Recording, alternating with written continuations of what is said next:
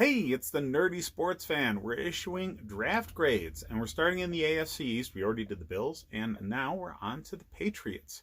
Now, as a Bills fan, I don't want this to seem biased. Um, and I really tried to be biased at times, but I really like what Belichick did in this draft. Um, so, you don't have Tom Brady. You don't have Gronk. Okay, get over it. Both of those guys were going to be on their way out the door very soon anyway, and you have to get ready for what comes next.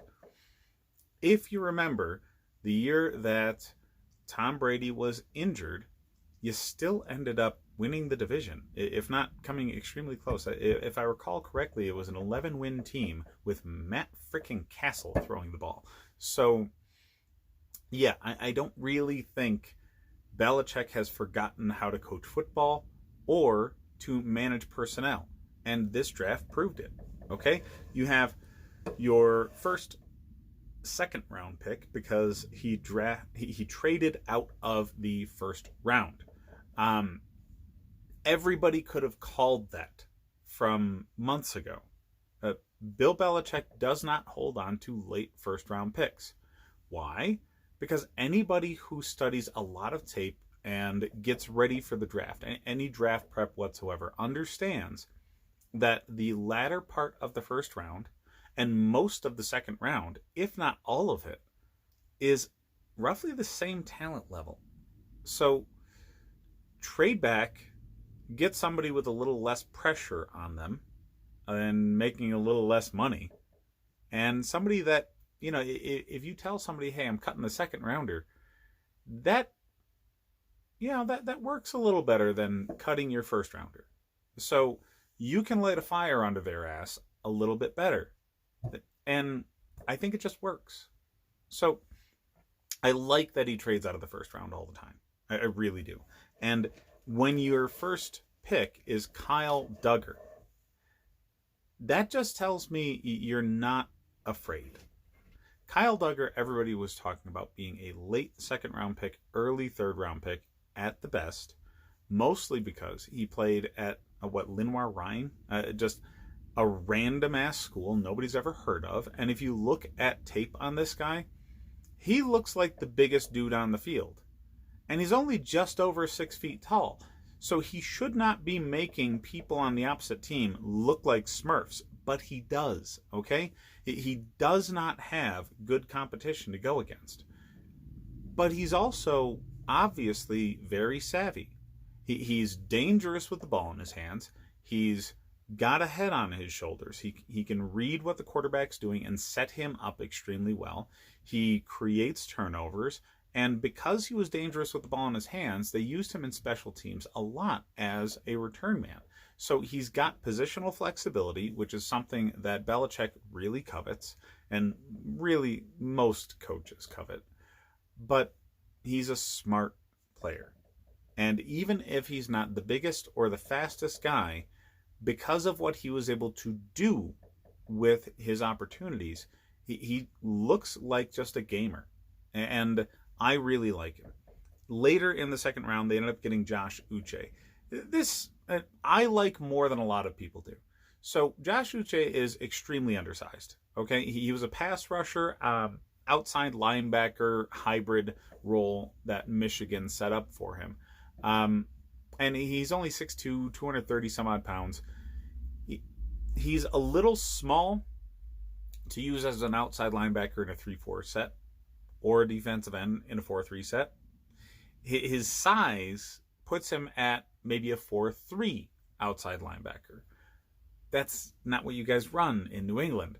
So it seems like something that Belichick is going to have to scheme to get him on the field. He's not going to be able to just, waltz in and fit a role that's already existing. This isn't necessarily a difficult thing for Belichick to do, though. He's a very good coach, and he usually just acquiesces to the strengths of his team instead of trying to make a round peg fit in a square hole all the time like most coaches in the league do. So I think that won't be a problem for Belichick. Now, later in the draft, I really like Anthony Jennings in the third round. I think he fits the Kyle Van Noy mold extremely well. And, Miami overpaid Van Noy, and Belichick's out to prove that he can create these kinds of guys, I'm sure, especially after Brady and Gronk leave. Speaking of Gronk, the next 2 picks were tight ends. Now, I really like Asiasi from UCLA. He's got good film. He's, a willing blocker. College blocking schemes are nothing like professional blocking schemes, so it doesn't necessarily matter that he's not the most technically sound. You just want him to have the body for it and be a willing blocker. All linemen and tight ends struggle to learn blocking schemes once they get to the NFL. That's why it usually takes a year or 2 for linemen to become Pro Bowlers, even if they're extremely, extremely talented. Quentin Nelson is, of course, the exception, but that's because he is a goddamn monster. I don't like the 2 tight ends thing because really Dalton Keene I didn't really like so much. He's a whatever sort of thing for me. But Asiasi I do like. Just a quick comment on Justin Rohrauer, or whatever the hell his name is. Having a kicker that you draft, you got to be sure on. Okay, you're wasting a draft pick if he doesn't make the roster. This is at a position in the 5th round where you typically get your backup linemen, your backup linebackers, your rotational defensive backs that end up being nickels and dimes, who fill the special teams needs. If he is not your starting kicker day 1, you wasted this draft pick. Now, I said the same thing about the Bills. And, I kind of get that you need a replacement for Gostowski, and you got to go with what you think is going to be right for the team. I understand. Anytime you draft a guy, you have to worry about red flags. And when your 5th round kicker that you draft comes in tattooed with hard right-wing militia group symbols on him, yeah, that's a red flag that you could have avoided, I'm sure. Do you really want to invest a draft pick in somebody who's going to have that kind of bullshit surrounding him when it's a 5th round pick kicker? All right, people avoided drafting Tim Tebow because of the media circus around him. People avoided signing Antonio Brown because of the media circus around him. The less valuable you are, the less shit a team should be willing to take. And personally, you're a goddamn kicker. I'm not bothering drafting you if you've got a big old red flag tattooed on your arm. Okay? That's just me.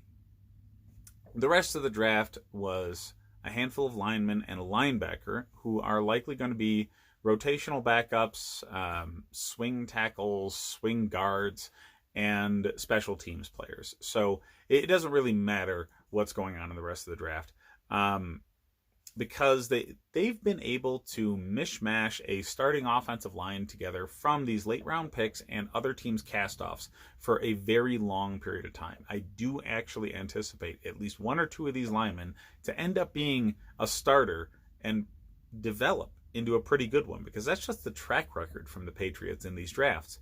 But yeah, everything else outside of that kicker, I kind of love.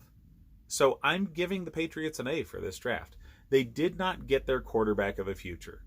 That's because their quarterback of the future wasn't around and available when they were drafting. If anybody thinks Jalen Hurts is going to be a day 1 dynamo, they're lying to themselves. Okay? This is, saying, okay, next year, or a free agent. That's what we're going to do. There's a plan, I'm sure. And it doesn't involve overextending yourself on a 2nd or 3rd round draft pick that you're not positive is going to develop into the guy. All right? Worry about the whole damn team, because previously Belichick has experience in winning without having the guy, and I expect him to continue doing it. Hit me up in the comments. Let me know what you think. Hit up the rest of the videos, because I'm doing one of these for every single team, because I watched way too much tape on these people before the draft. and I've got a lot to talk about. Thanks, guys.